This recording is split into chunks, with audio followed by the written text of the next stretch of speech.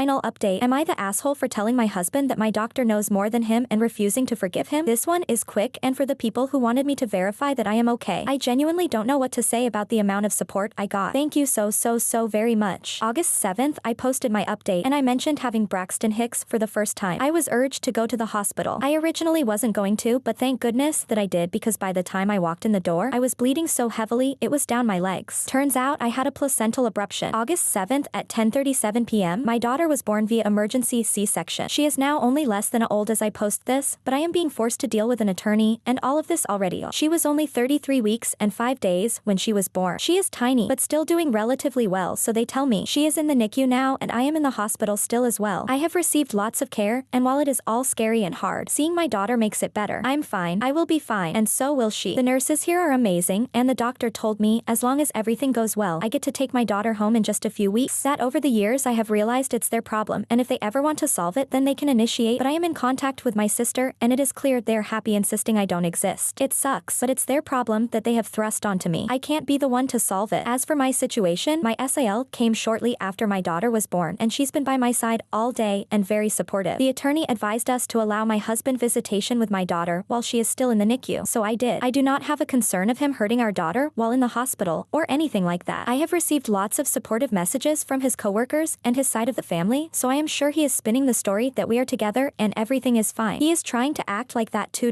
He's seen our daughter several times today, and I think that he was in the hospital with me during the C-section, but I am honestly not sure. He came up to my room this morning while the nurses were helping me take that first walk after the C-section. I was just emotional enough to let him in. I have to be honest and say it wasn't easy to try and hate him after all of this. I still let him comfort me, and I still cried to him. But at the end, when he said, "You wouldn't have had to do this alone if you weren't acting that way," and grabbed my face to make me kiss him, it reminded me of why exactly I am doing this. So, yeah, I am not so sure what I am going to do. Originally, I really wanted to have my daughter in my home state so that I could stay there with her and my SAL and brother, but I highly doubt my husband will allow me to take her there. My attorney says I have options, and the options are heavily in my favor, as I did what you all suggested and got the medical records of the rapes, including the one I posted about, and 2 more I went to the hospital for over the years, as well as in writing my DR saying that my placental abruption was likely caused by trauma and stress for custody and stuff like that, but likely only here where we currently live though. Honestly, that's okay. Being able to briefly hold my baby and seeing her and loving her so much has replaced much else in my mind. I want to be safe, but I want her safe most of all. I won't do anything to put her in the situation I was in. She is only 16 hours old, and she is all I think about and will ever think about for the rest of my life. I probably won't update again, as I am hoping they will let me spend more time with my daughter soon, but I just wanted to say that this whole post literally changed my life, and I cannot say thank you enough. If anyone else finds themselves in this sort of situation, I want to say do not be scared to speak up, and if anyone has survived it, you're so brave. Thank you.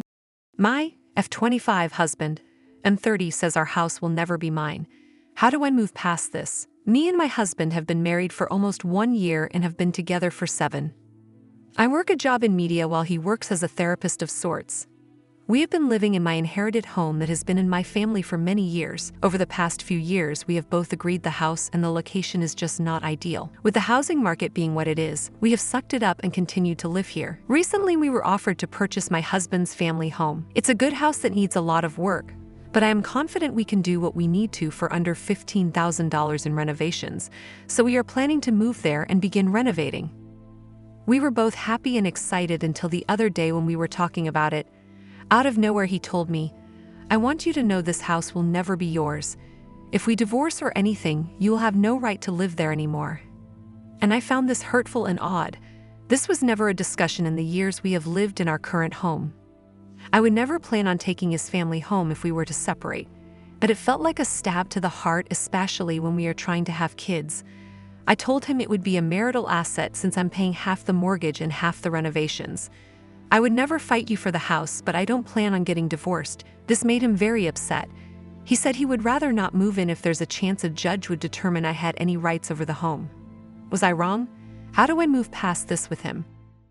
I just found out I 34F would have no claim on my fiance's 35M and mine's marital home. I feel deceived and don't know how to proceed. I've been engaged to my fiancé, Matt, for 6 months now. I'm also 7 months pregnant and have a 4-year-old child from a previous marriage. We had plans to marry 5 months ago, but his grandpa passed away, and in order to observe the mourning period, we postponed our wedding. Now, I am making this post precisely because I read another story here about how a husband tried to financially screw his wife over by getting his dad's name on property and then transferring it to him so so that the property isn't connected at all to the marriage and by extension the wife. I'm also a stay-at-home parent to my 4-year-old, been nesting for our baby on the way. My fiancé has been in the family business with his dad for many years now and rent right now. I already knew of my fiance's plans for our first home together, which is currently in the process. He has put down deposits for our home in his dad's name, which will be transferred to him shortly. He said that this was for tax purposes, and I never bothered doing any research on this, but now I can see this is to ensure that he doesn't lose the house in case we separate. We have a prenup, and I talked to him about this, and I agree that this is his asset from money saved over the years, and now I can't help but wonder if I should have known better. I don't have a good feeling about this, especially since we have been having talks about reviewing our prenup. He says he is doing this to ensure the prenup doesn't get overturned and that he needs this to feel secure in our relationship. Before meeting him, I was living by child support, still am, and private tutoring kids, but after getting pregnant, I wanted to focus on family and stop working. I mean, I can pick up tutoring anytime, I am licensed, but the fact that I cannot have any claim on our marital home seems wrong. How should I proceed? TLDR, I'm engaged to Matt, pregnant, and have a 4-year-old from a previous marriage. We delayed our wedding due to his grandpa's passing. Recently, I read about a husband financially protecting himself by transferring property to his dad, similar to what Matt is doing with our home. He claims it's for tax reasons and security. We have a prenup, but I'm uneasy about not having a claim on our home. I quit work to focus on family. Unsure how to move forward, edit. He's majorly financing the house through his savings plus sale of 1% shares. It also includes some of my own savings accumulated over the years till 10% of the whole initial deposit value. Edit 2. I know my contribution is small, but I still came forward and offered to finance some part of our home, and he took it, and now I feel foolish. I don't know, I just feel upset that my fiancé knew this will screw me over. His lawyer probably told him to do that without consulting me so that I don't stop him, and now it's too late. Plus, as a homemaker, I do most of the housework, and in the event we separate, I'd like to be compensated for that. I just can't believe did that. I'm floored right now. I just feel like I knew just enough so that I don't accuse him of non-disclosure, open claim that I didn't do my research with my own lawyer. I've been extremely busy with pregnancy and managing my 4-year-old's ADHD, so I wouldn't have time to do my due diligence. I trusted he's safe. I feel like he took advantage of how bad it's been for me.